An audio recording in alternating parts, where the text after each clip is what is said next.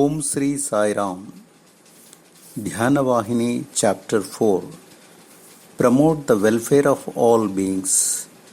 The meditator Dhyani considers the realization of Atma bliss as important, but the promotion of the welfare of the world is also an equally important aim. For carrying out that aim, one must bring certain physical, verbal, and mental tendencies under control. These are usually known as the tenfold sins: the 3 physical, the 4 verbal, and the 3 mental. The physical tendencies are injury to life, adulterous desire, and theft. The verbal sins are false alarms, cruel speech, jealous talk, and lies. The mental attitudes are greedy, envy, and denial of God.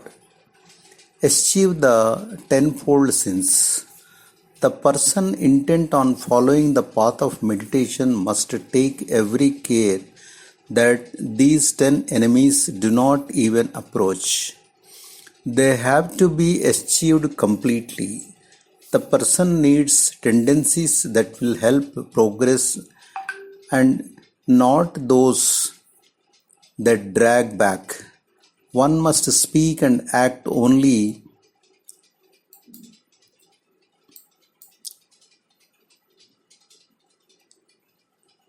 good, Shubha, for good alone is auspicious, Mangala, and the auspicious alone is Shiva. This is what the scriptures, Shastras also say. The good is the auspicious. The auspicious is the spiritual helpful. The good is the instrument for merging in Shiva. Through the good, the meditator can achieve this world and the other. The meditator can promote their own welfare as well as the welfare of others.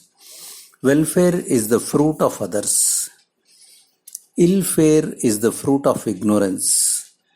Through welfare alone can peace, joy, and progress be attained. One's very basic duty is the welfare of all beings. Promoting it and contributing to it is the right task. Living out one's span of life in discharging this task is the ordained path. Be unaffected by illusion. The intellect, buddhi, in us is the witness of all things in this objective world. These worldly things limit and color the intellect. They affect it and mold it into consciousness. Chaitanya, illusion, Maya, is only the intellect as affected by everything. As warped and twisted by the impressions of everything, therefore, the spiritual consciousness that is unaffected by illusion, that is, upon which the world has failed to produce any impression, is the Lord, Ishvara. Therefore, the person who is striving to reach the stage of the Lord must be unaffected by illusion, unimpressed by the world. How can one remain so unaffected? Through analysis, ratiocination, fearless inquiry, and pure reason. To acquire this analytical reason, Viveka, sharing in the task of promoting the welfare of every being is in nature is essential. First, good qualities. Later, the absence of qualities. The passing show, this world, Jagat, is based on illusions, Maya. That is why it is branded false. But do not conclude that mere recognition of the falsity of the world or an awareness that one has certain shortcomings will lead one on the higher path and take one to the highest truth. Without a good character, full of sterling qualities, one can never achieve progress in the spiritual field.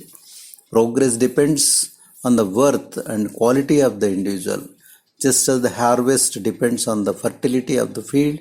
Upon such a worthy piece of land, sow the seeds of sterling qualities, and irrigate with the waters of reason and analysis, the plentiful harvest will be ready in due time.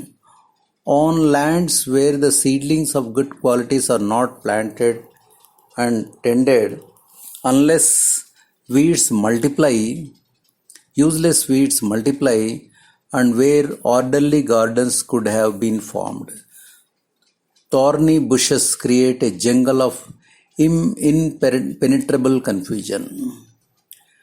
Even if a person, through perversity or blind conceit, has thus far not cultivated good qualities, the person can at least make a try or make efforts to secure them.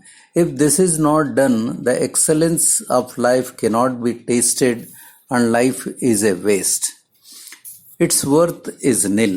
The mind, the sheer force of these opposing forces, gets lost in false values and is unable to develop along the right lines. Such a mind turned away from good might cause indescribable evil.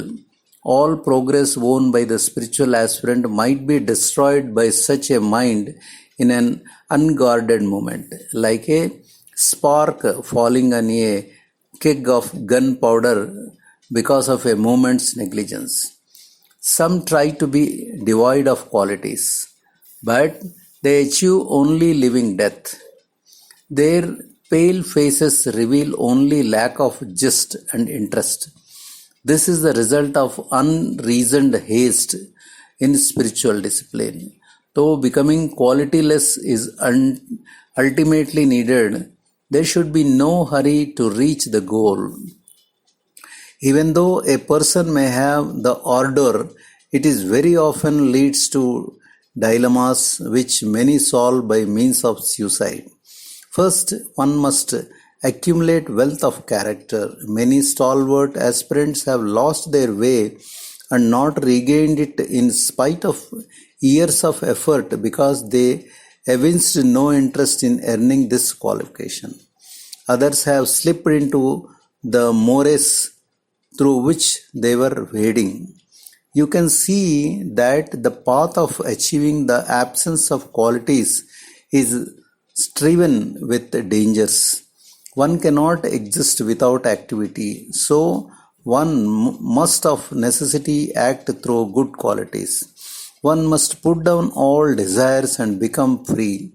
The mind filled with good qualities will help in this process, for it will bear others' prosperity gladly. It will give up doing injury. It will seek opportunities to help, heal, and foster. It will not only suffer, it will also pardon. It will not incline towards the false. It will be on the alert to speak the truth. It will remain unruffled by the lust, greed, anger, and conceit. It will be free from delusion. It will always seek the welfare of the world. From such a mind will flow an uninterrupted stream of love. The placid, calm, unruffled character wins out. When this mind matures and attains fruition, it easily becomes free of all qualities, placid, calm, and pure. It easily merges in the one Atma without a second. Each person has the unique chance to taste the inner peace that such a mind can grant, but unfortunately, most are strangers to the unshakable joy and equanimity that is their birthright. Meditation is the only island of refuge in the ocean of life for all beings tossed on the waves of desire, doubt, dread, and despair. The Vedantic truth must be present in the mind even while the world of objectives Vishya is being attended to. Consider the condition of this world hundreds of thousands of years ago. At that time, this globe was the scene of only two things. On one side was the fiery lava which poured forth from the volcanoes and crevices that scared the surface of the earth. The flood of destruction descended on all sides and spread fear and death in the regions around, as if the end of everything had come.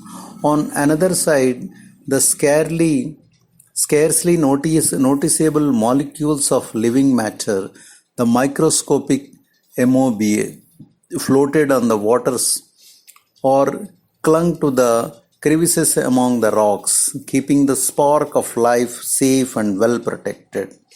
Upon which of these two, one boisterous and bright, and the other quiet and secluded, would you have built your trust? At that time, surely no one would have believed that the future was with the amoeba or the animalcule.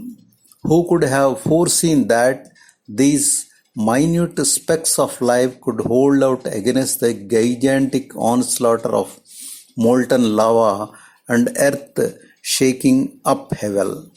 Nevertheless, that speck of life consciousness, Chaitanya, won through, unheralded by the fire and dust, by sweeping gale or swallowing floods. The amoeba, in the process of time and by the sheer force of the life principle it embodied, blossomed into goodness and strength of character, into art and music, into sang and dance, into scholarship and spiritual discipline and martyrdom, into sainthood and even avatars of godhood. In all this, the history of the world is found summarized. In the confusion of overpowering events, we see people sometimes placing faith in loud and noisy men who are enslaved by their own passions. But this is a passing phase. It will not last. When things are placed calm and unruffled, people can merge themselves in the atmosphere of delusionous consciousness, which is the highest they can reach.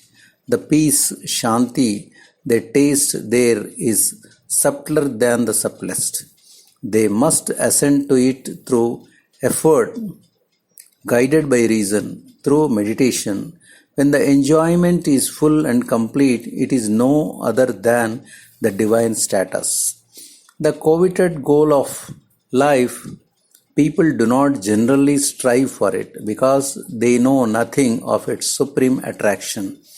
Meditation gives them the first inkling of that bliss.